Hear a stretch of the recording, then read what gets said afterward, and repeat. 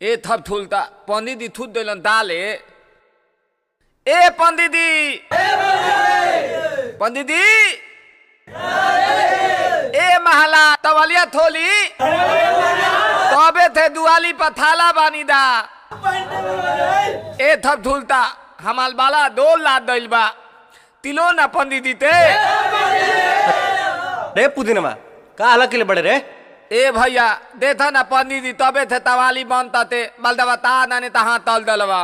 अरे तय में घबराए वाला कौन बात बा, जब केवाड़ी खुली तो जाके जल ढार ली है ना भैया हमाल तू मतबुली नहीं था बुधत दल धारते हमरा दल्दी दायते बा लदु ठानता ला दलवा। अच्छा तो तल तल। अरे यार हम हूँ तोरे लेखा बोले लगा तनी, चल बबे से गुहार लगावल जाओ। हाँ तल तल कि दरसनमा करब ना हम दरसनमा करब ना कि भोले बाबा हो भोले बाबा ए भोले बाबा खोला ना हो के बड़िया हम दरसनमा करब ना हे भोले बाबा खोला ना हो के बड़िया हम दरसनमा करब ना। दल धनवा करब ना हम दल धनवा करब ना दल धनवा करब ना हम दल धनवा करब ना। काहे मल्ला भैया ई कौना भाषा में गाओ तारे रे? भोले बाबा भी कंफ्यूज हो जिए कि तू का कोहल चाहता रे।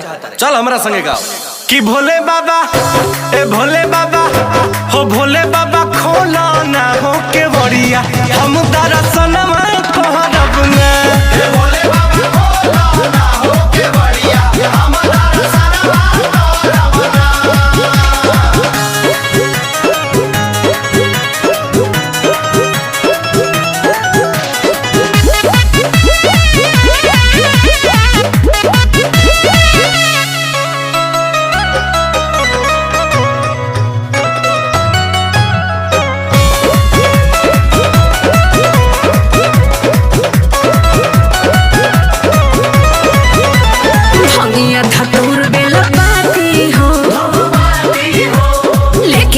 बाबा रवे खाती हो सब खाती हो आए हाय हाय हाय भंगिया धतूर बेल पाती हो धूप पाती हो लेके आनी बाबा रवे खाती हो सब खाती हो। अले दल थनवा तलब ना हम दल थनवा तलब ना।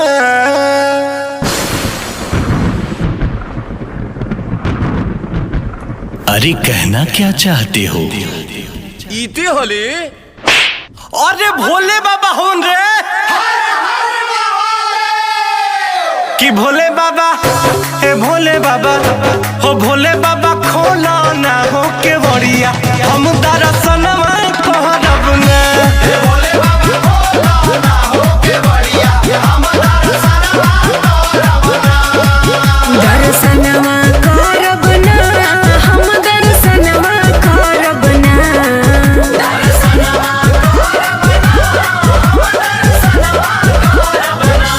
ए भोले बाबा ए भोले बाबा ए भोले बाबा खोला ना हो के बड़िया हम दरस